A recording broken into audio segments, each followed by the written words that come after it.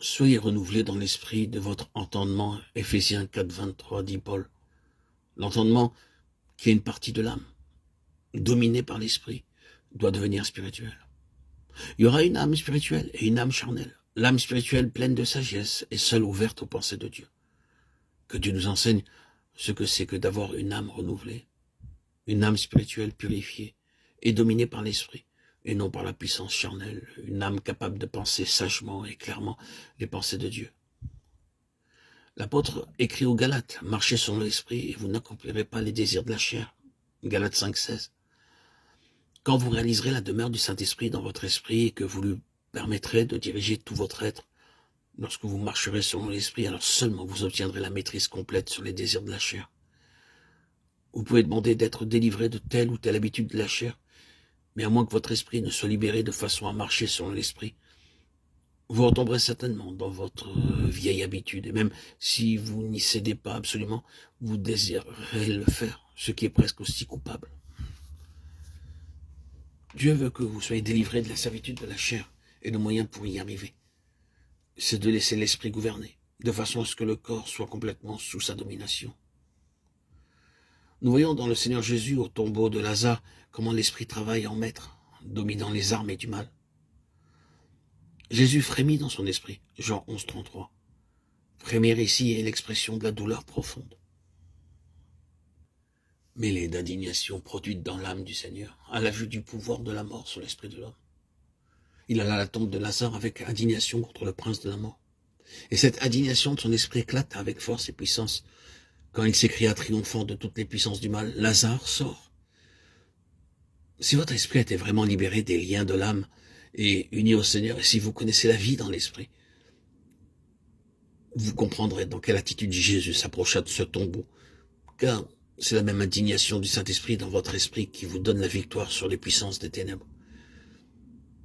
Il y a quelque chose dans votre esprit, à l'instant où vous percevez l'œuvre du diable, qui éclate avec une indignation qui ne vient ni de votre chair, ni de votre intelligence, ni de votre vie de l'âme.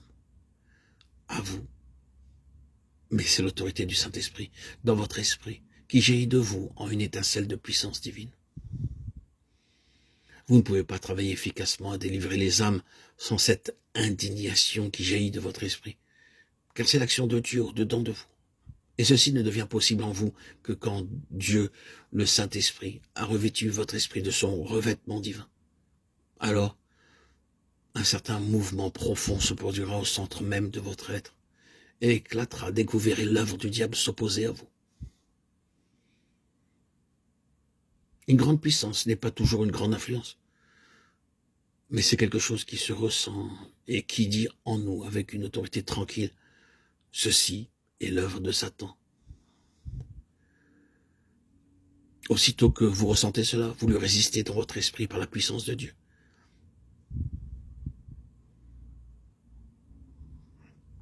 Telle est la vie de victoire à laquelle Dieu veut nous amener. Nous voyons maintenant la nécessité de la croix et de la parole de Dieu, laquelle aussi opère en vous qui croyez.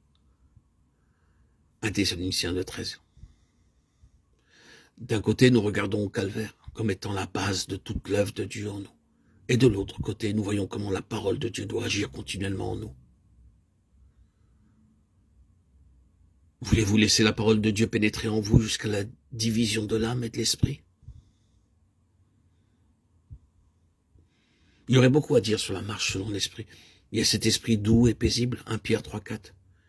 Puis il faut apprendre à ne pas agir sans être en coopération avec le Saint-Esprit. Vous pouvez discerner instantanément quand vous parlez par votre intelligence, par vos facultés mentales et non dans l'esprit. Bien des gens tiennent de superbes réunions bibliques, mais elles sont mortes à moins d'être vivifiées par la puissance du Saint-Esprit, agissant dans votre esprit.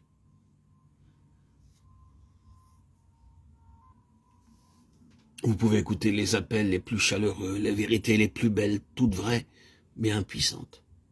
Hélas, ceux qui parlent ne se rendent pas toujours compte que la vie n'y est pas, et que ce ne sont que des productions purement mentales. Il vous est possible d'expliquer la Bible de telle façon que vous n'exposiez qu'une suite de vérités mortes, parce qu'elles viennent uniquement de votre lumière intellectuelle. Si au contraire ces vérités viennent par votre esprit, à travers vos facultés mentales qui ont été épurées et vivifiées, alors il y a la lumière et la vie. Mais si elles viennent uniquement de votre intelligence sans passer par la lumière de votre esprit, elles sont inutiles et ne serviront pas à nourrir ceux qui les attendent ardemment. Rappelez-vous que ce n'est que par l'expérience personnelle que vous réaliserez la vérité, car les théories sont vaines. Quelque vraies qu'elles puissent être, vous connaîtrez la puissance d'un texte en l'éprouvant, en le vivant. Vous ne pouvez comprendre ce que nous venons de dire sur la différence entre l'âme et l'esprit qu'en l'expérimentant et en demandant au Saint-Esprit de vous faire reconnaître et discerner ce qui vient de l'un et de l'autre. Oh, chers amis, frères et sœurs en Christ, mes bien-aimés, auditeurs, auditrices, qu'il daigne nous conduire jusqu'au plus haut degré de cette vie de plénitude selon l'Esprit, à laquelle nous pouvons tous atteindre